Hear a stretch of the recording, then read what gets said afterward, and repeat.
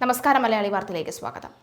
മുറവൻതുരത്തിൽ യുവാവ് പെൺസുഹൃത്തിനെ വീട്ടിൽ വിളിച്ചു വരുത്തി ദാരുണമായി കൊലപ്പെടുത്തിയ സംഭവത്തിൽ ആലുവ എടത്തല NAD കവല പുറത്തുപാറ വീട്ടിൽ PS സൂര്യമയാണ് മരണപ്പെട്ടത്. 24 വയസ്സായിരുന്നു. സംഭവവുമായി ബന്ധപ്പെട്ട് വടക്കേക്കര മുറവൻതുരത്ത് കോലാഞ്ചേരി വീട്ടിൽ ഷിബിനെ വടക്കേക്കര പോലീസ് അറസ്റ്റ് ചെയ്തു. വ്യാഴാഴ്ച രാവിലെ 11:30 മുറുവൻതുരത്ത് ചെറുപാലത്തിന് സമീപമുള്ള ഷിജിന്റെ വീട്ടിൽ വെച്ചായിരുന്നു സംഭവം. നേരത്തെ അടുപ്പത്തിലായിരുന്ന ഇരുവരും തമ്മിൽ 4 മാസങ്ങൾക്ക് മുൻപ് അകന്നിരുന്നു.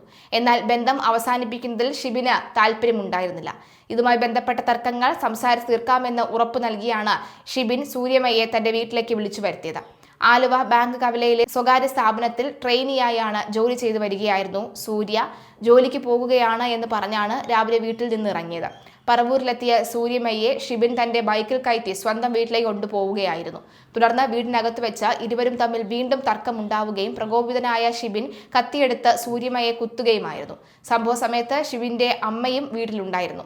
കൃത്യത്തിന് ശേഷം വീട് വിട്ടിറങ്ങിയ ഷിബിൻ വടക്കേക്കര പോലീസ് സ്റ്റേഷനിലെത്തി കുറ്റം സമ്മതിച്ച് കീഴടങ്ങി.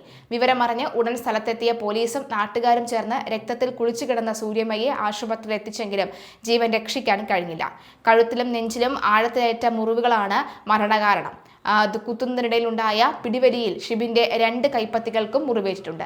ശശികുമാറിന്റെയും സബിതയുടെയും മകളായ സൂര്യമയ കഴിഞ്ഞ പഞ്ചായത്ത് തെരഞ്ഞെടുപ്പിൽ എടത്തല പഞ്ചായത്ത് 7ാം വാർഡായ പൂക്കാട്ടുമുകളിൽ 2020 സ്ഥാനാർത്ഥിയായി മത്സരിച്ചിരുന്നു. സൂരജ് സഹോദരനാണ്. ഇൻക്വസ്റ്റ് നടപടികൾക്ക് ശേഷം കളമശ്ശേരി മെഡിക്കൽ കോളേജിലേക്ക് മാറ്റിയ മൃതദേഹം വെള്ളിയാഴ്ച പോസ്റ്റ്മോർട്ടത്തിന് ശേഷം സംസ്കരിക്കും.